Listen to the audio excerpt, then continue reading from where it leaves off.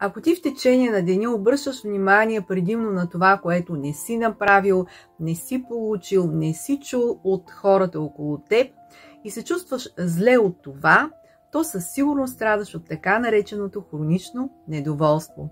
И цялостното ти излъчване привлича още причини, поради които да се чувстваш недоволен. И ето аз сега ще ти кажа как да се излекуваш от това хронично недоволство. Навиваш си алармата на телефона да звъни няколко пъти през деня. Колкото по-често, толкова по-добре.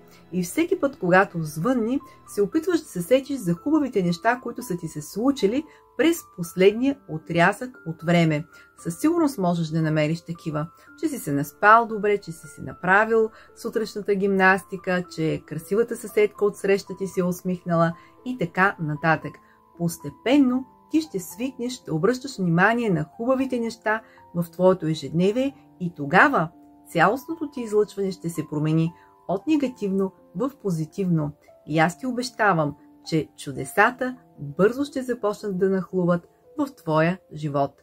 Аз бях Веселка Йорданова, авторът на книгите от поредицата Решимост.